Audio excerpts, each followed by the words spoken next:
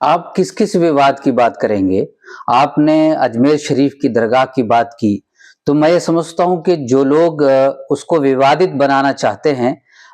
शायद उन्हें जो है हज़रत ख्वाजा मोइनुद्दीन चिश्ती अलैहि रहमा की जो है तारीख जो है याद नहीं है। हज़रत ख्वाजा मोइनुद्दीन चिश्ती अलैहि रहमा, मैं समझता हूँ कि भारत ही नहीं बल्कि पूरी दुनिया के अंदर जो उन्होंने अपने सूफी इज्म के जो जरिए जो है जो पैगाम दिया है, मैं समझता हूँ कि वो पूरी इंसानियत के लिए बेइंतहा मुफीद है। आज अचानक 800 साल के बाद जो है जो लोग इस चीज को और इस दरगाह को जो है विवादित बनाने की कोशिश कर रहे हैं, मैं समझता हूं कि उनकी ये कोशिश कभी भी कामयाब नहीं होगी। आपको याद होगा कि 800 साल की वो तारीख जो शुरू होती है अलाउद्दीन खिलजी से लेकर जो है अमीर खुसरो की आप किताब पढ़ें।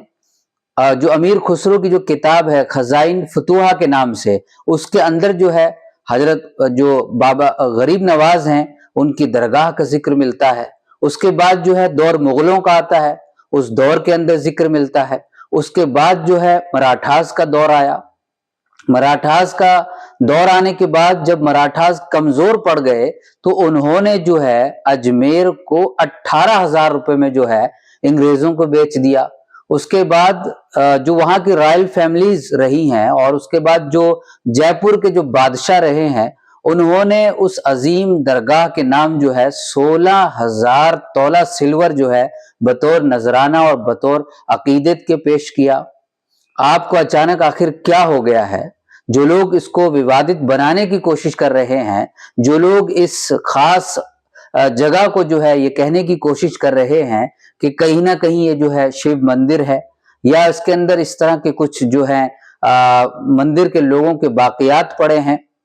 मैं समझता हूं कि उन लोगों को ना तो इतिहास का पता है और वो लोग इस चीज को भी भूल रहे हैं कि इस मुल्क के जो प्रधानमंत्री रहे हैं, एक नहीं बल्कि एक से बहुत ज्यादा प्रधानमंत्रियों ने जो है कई बार जो है वहां पर दरगाह के नाम जो है चादरें भिजवाई हैं। जो हमारा हमारा जो पड़ोसी मुल्क है उसके लोग आते हैं बतौर डेलीगेशन के और वो लोग जो है यहाँ पर अपने अकीदत के जो है फूल निछावर करते हैं।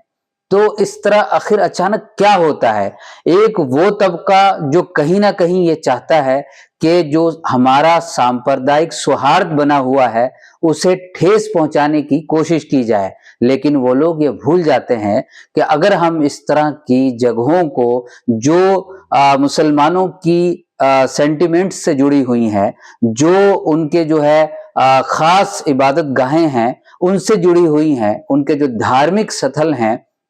उनके जज्बात उनसे जुड़े हुए हैं, अगर वो इसको आहत करते हैं, अगर वो उनके जज्बात को मजरूह करने की एक नापाक कोशिश करते हैं, तो मैं ये समझता हूं कि इस तरह करने से जहां मुल्क का जो लॉ एंड ऑर्डर है वो खराब होगा, देश के अंदर जो है सोशल इंटेबिलिटी जो है उसको खतरा पहुंचेगा। क्योंकि जहां सांप्रदायिक सौहार्द के ऊपर सवाल उठने लगेगा तो इस मुल्क का जो सेकुलर ढांचा है कहीं ना कहीं जो है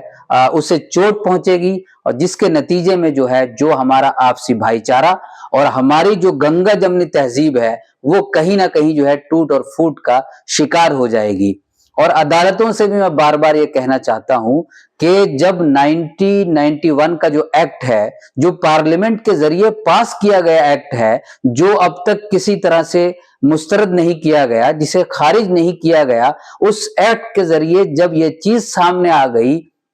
कि जो मसाजिद, जो भी धार्मिक स्थल आजादी से पहले जिस हालत में थे उसे जो है एज इट इज बरकरार रखा जाएगा, तो अदालतें इस तरह की लोगों पर